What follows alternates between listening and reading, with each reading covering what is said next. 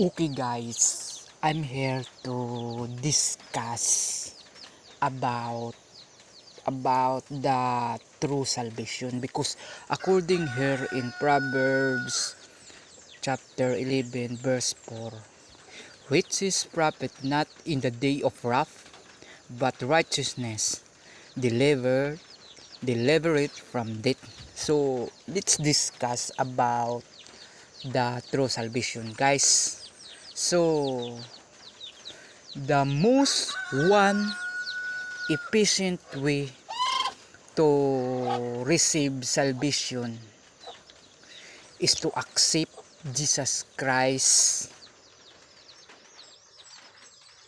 Jesus Christ is your Lord God, Father, and Savior, and keep His commandments. Because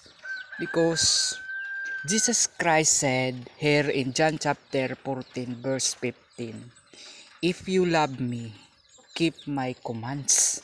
So so do not kill, do not steal, do not bear false witness, do not commit adultery,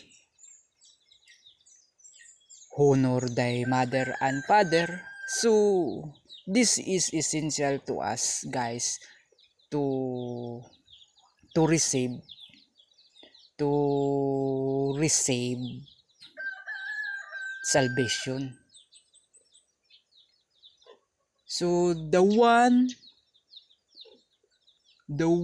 most efficient way to receive salvation, guys, is to accept Jesus Christ is your Lord God, Father, and Savior, and keep His commandments. So do not commit adultery, do not kill, do not steal, do not bear false witness, defraud not, honor thy mother and father. So this is essential to us, guys. So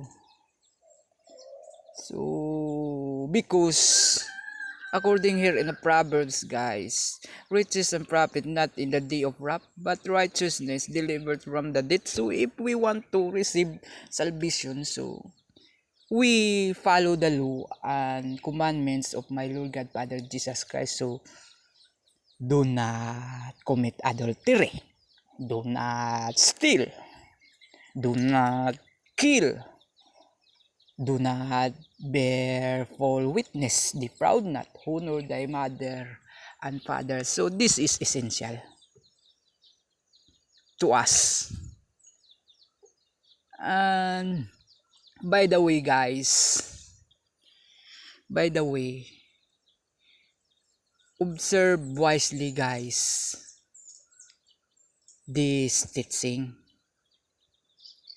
because this teaching help you to receive salvation. So the one of the most efficient way to receive salvation is to accept Jesus Christ is your Lord God, Father, and Savior, and keep His commandments. So because the eyes of my Lord God, Father, Jesus Christ, guys, are in every place, beholding the evil and the good. So do not do not do not if you want to receive salvation, keep the commandments of my Lord God, Father, Jesus Christ. So do not commit adultery, do not steal, do not kill, do not bear false witness, defraud not, honor thy father and mother. Be not wise thine own eyes, guys. Fear the Lord God, Father, Jesus Christ, and depart from evil. Because the whole to hell, guys, the second death, guys, is real, written in the Bible. So If you want to receive salvation, so keep the commandments of my Lord God Father Jesus Christ. Do not kill.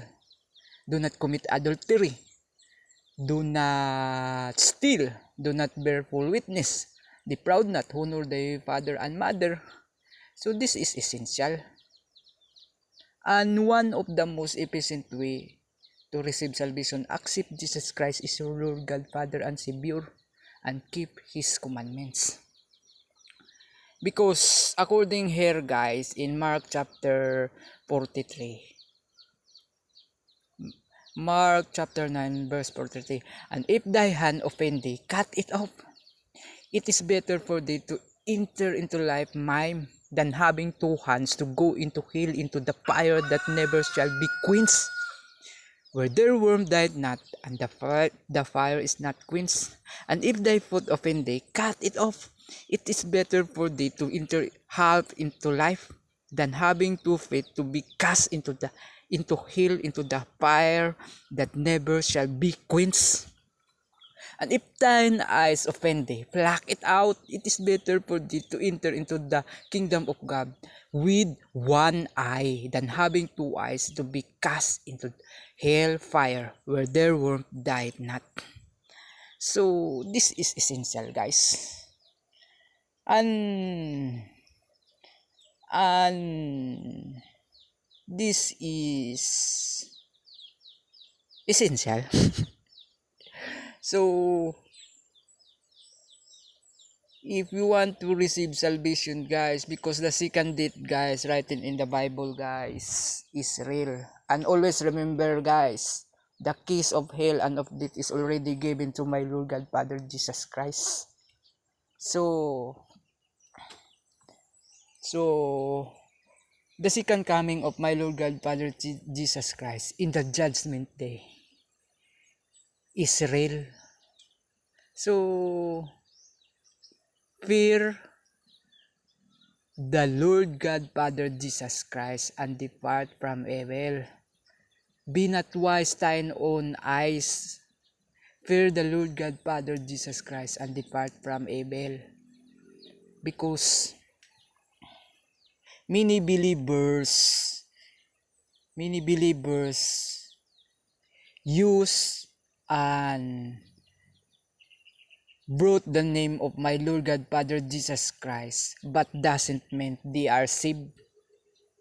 Because the eyes of my Lord God Father Jesus Christ are in every place, beholding the evil and the good.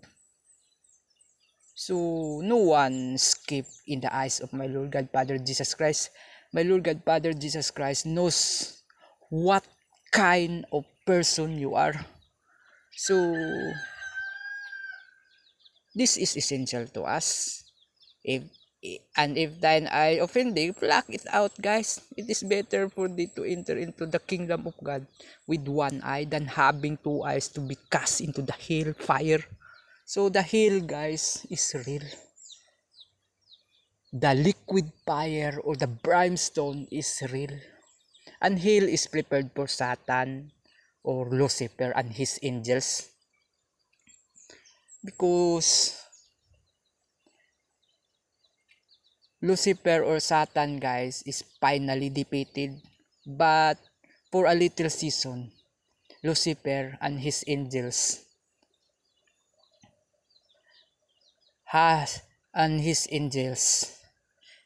deceived many for a little season. But as of now, we focus our salvation guys. So do not commit adultery guys. Do not steal, do not kill.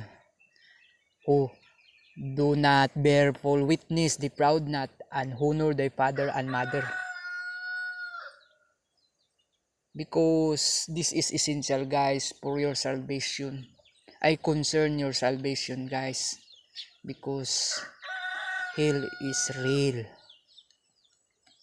So, and observe wisely guys.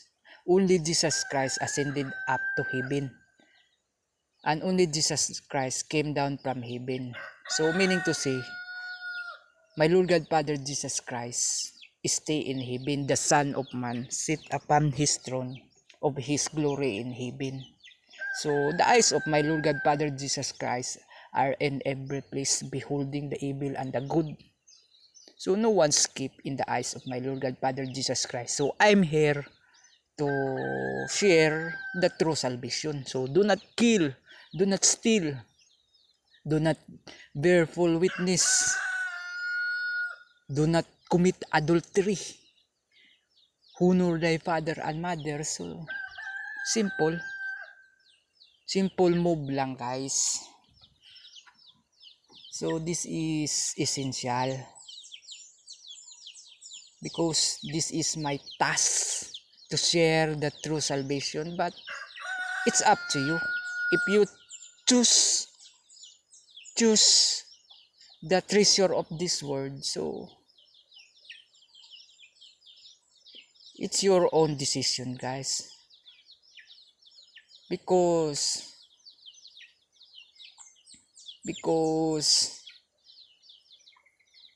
I dig treasures in heaven, guys, because treasures in heaven is forever, but the treasure of this world is not forever. So take your cross every day. So that's all, guys. So I hope you learned this discussion about the true salvation. And always remember, guys, the Alpha and Omega, the Almighty God, the first and the last, is coming soon. And the keys of hell and of death is already given to him. So if you want to receive salvation, if you want to save your soul from the everlasting fire, so do not commit adultery, do not bear false witness, do not kill, do not steal, do not kill, honor thy father and mother. And one of the most efficient way to receive salvation, guys, is to accept Jesus Christ as your Lord God, Father, and Savior, and keep His commandments. So that's all, guys.